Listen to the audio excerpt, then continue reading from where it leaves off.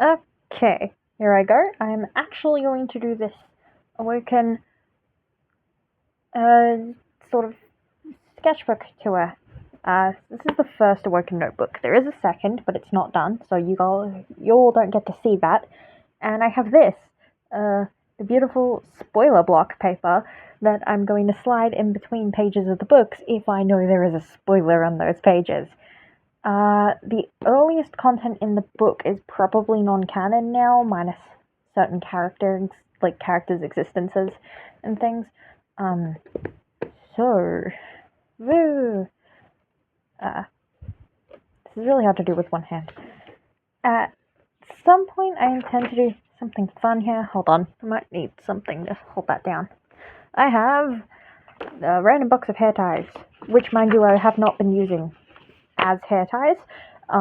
They have been tying my excessively long pants together when I had to walk through rain and puddles.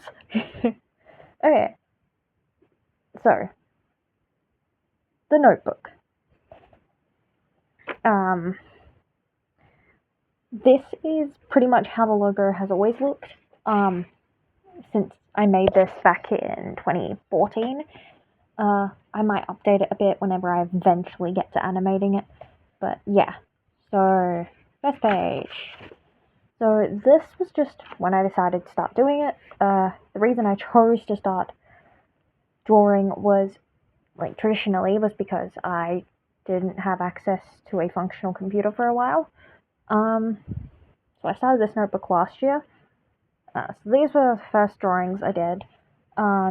Jenna's design's important to go over because minus the slightest of updates to where her clip is and what it looks like, her design hasn't actually changed much. Her magical doll outfit is basically the same as it's always been. The skirt's a bit shorter, but I just gave her funky shorts as well to add to that.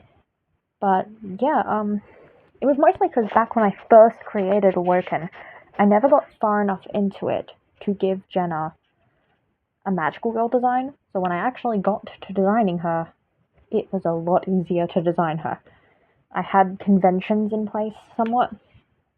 Her sister Alicia, same thing, the clip changed. Initially, the girls were differentiated by colored headbands. Then when I transferred this to a digital thing, they had little pointed star shapes that you could make on Microsoft Paint. And then now they make these cute little butterfly-esque shapes, because I thought, why not? Oh, the Awoken stones, the heart and the broken heart, actually are still left over from when they were first created, where their powers were meant to be life and death. So I just kept the stones because aesthetic. Alicia's outfit did not change for a very, very long time. It's still very similar. I just gave her a pleated skirt, more vibes, made her stone be attached to a choker as opposed to on her actual outfit. Made her outfit make a teensy bit more sense. And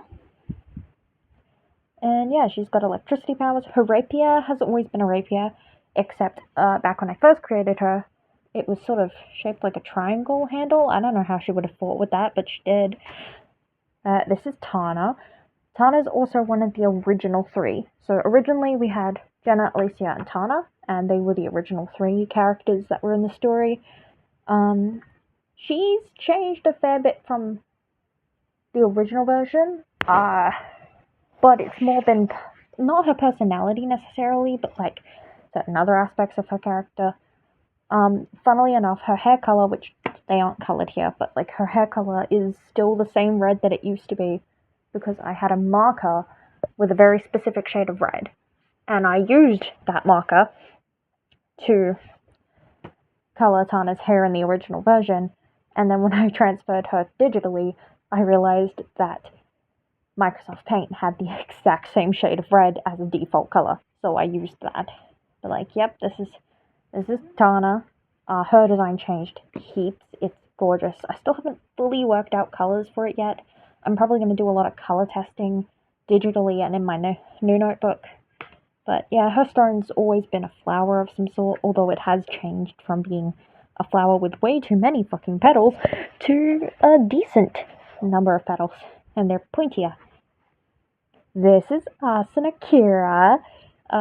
Technically, she existed in the very first version, but she was an adult and not a magical girl like them. Her outfits,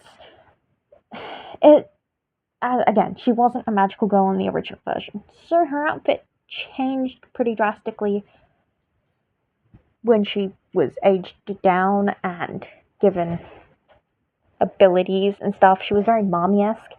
Her original outfit is very similar to this. I just gave this more magical girl vibes. Frillier, fluffier, that sort of thing.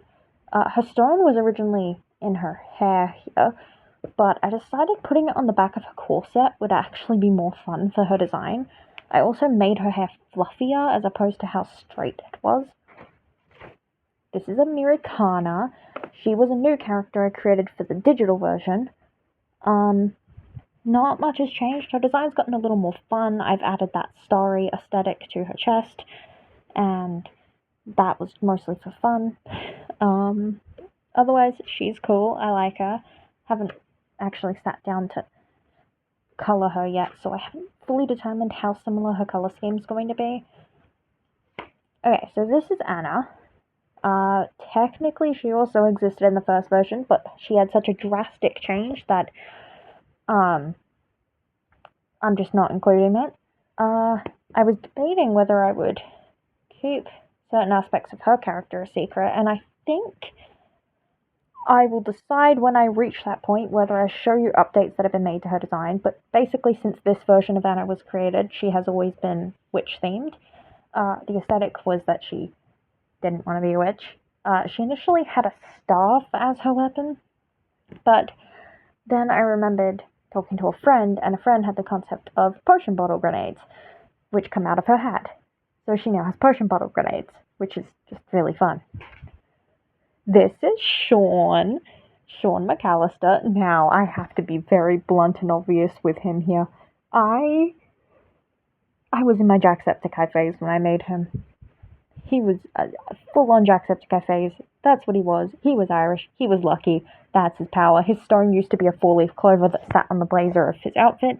His outfit's changed a fair amount. His color is also more teal than green, and his symbol is now more akin to an evil eye as opposed to being, clover. His magic is still luck-based, and I think his magic is the most fun, but I wanted to go more into detail on their magic in the other notebook, so you might have to wait a while for that one. But he's got a gun. That's his main weapon. I think that's fun. Everyone else is using fantasy weapons, and he's whipping out a gun. I liked his mini top hat that I gave him, so he got to keep his mini top hat. But yeah.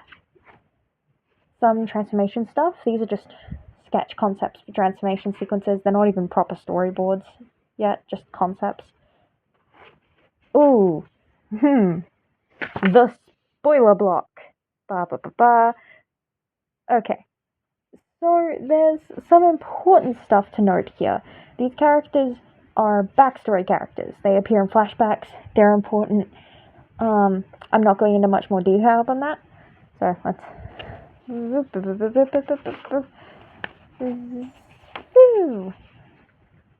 Meet Miss Bota. She is fully based on Botamon from Digimon, with some more aesthetics. Aura and Mika and Creedon. And Creedon's very bad. And we're just skipping the next page because spoilers. This is another transformation concept for Tana. I think she's cool. She's badass.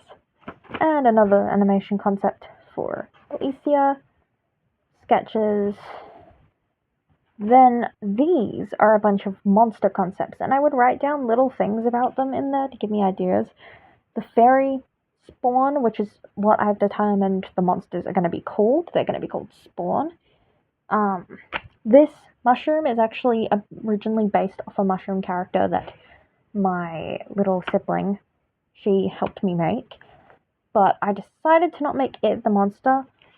and instead to make these little fairies the monster, and they just get creepier and creepier as we go down the design line, which is really fun for me. This is a brand new character to this version.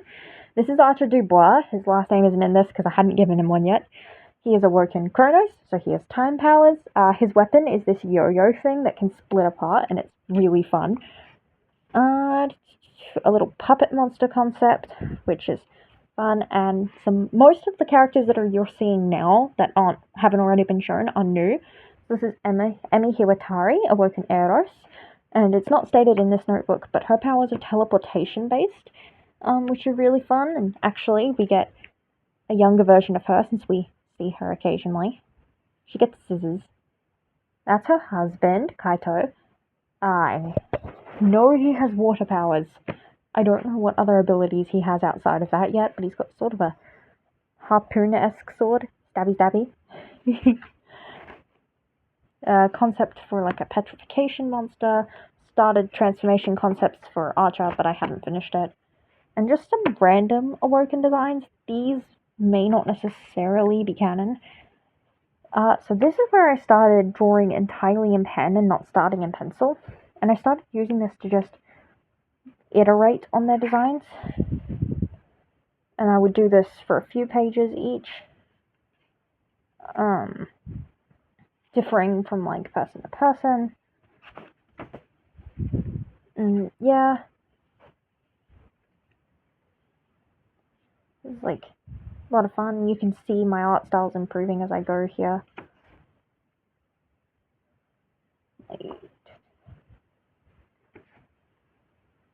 Now, I know that I have to skip the next page because his spoilers.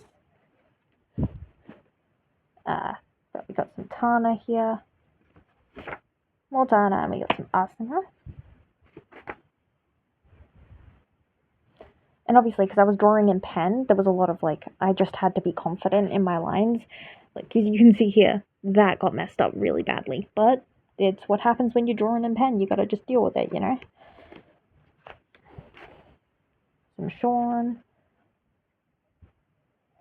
Just concepts and sketches, and these are all fun and games.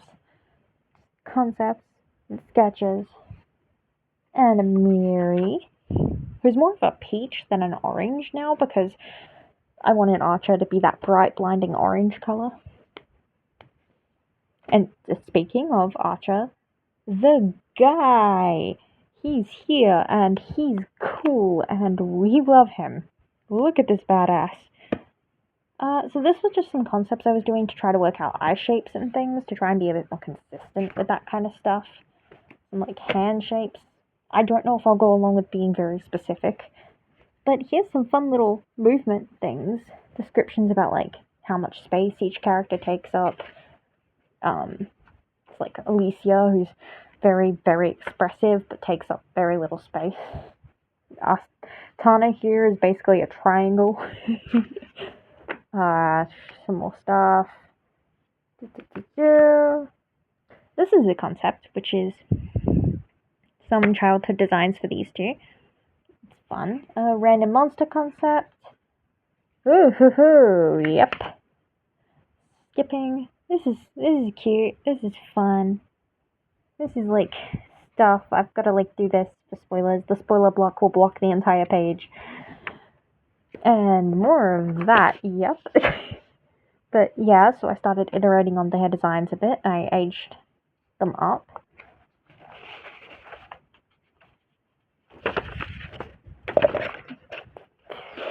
Oh no, this is fine. Yeah.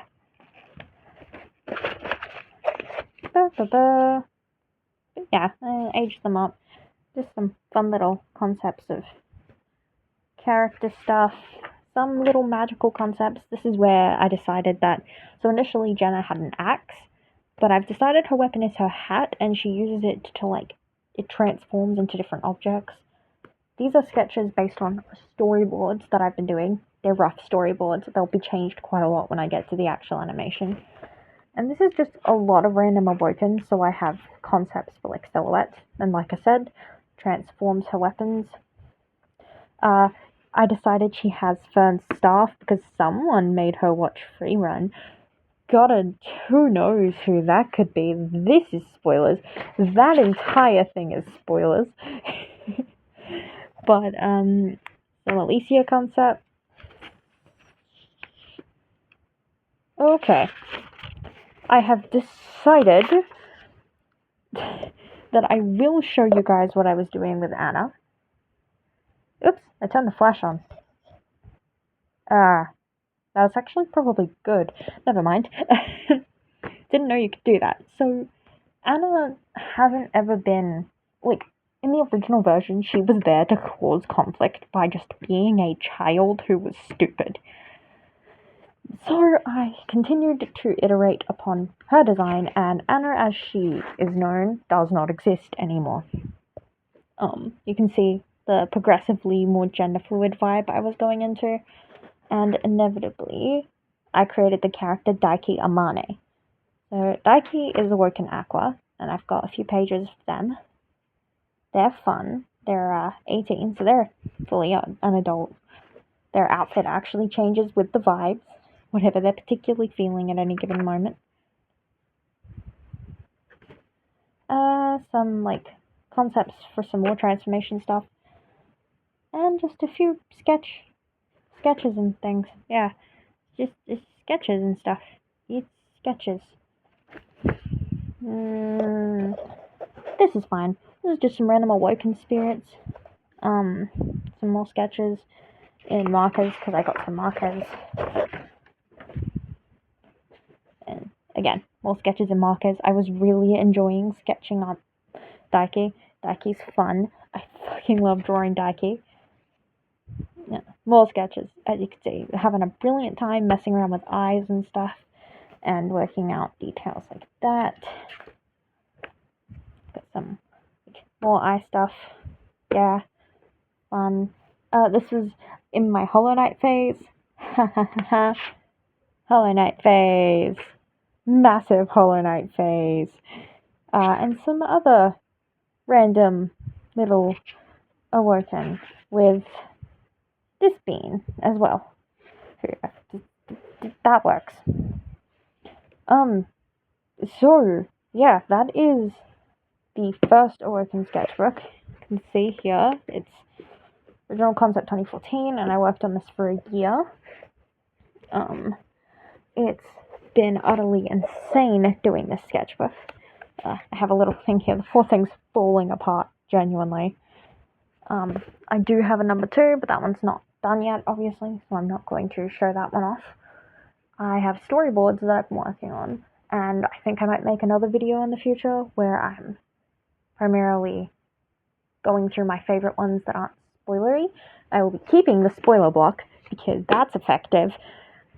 I feel like the second notebook's going to have way more spoilers, since I would say whatever you see in this notebook might not necessarily be canon. I feel like the further into the notebook we get, the more likely to be canon it is. But if it ends up in the second notebook, it's probably canon. Yeah. I intend to animate this at some point. It's just a lot of stress. One of these days I'll make the physical ref sheets of the characters outside of this this traditional landscape. Yeah. See you for more Awoken content, I guess.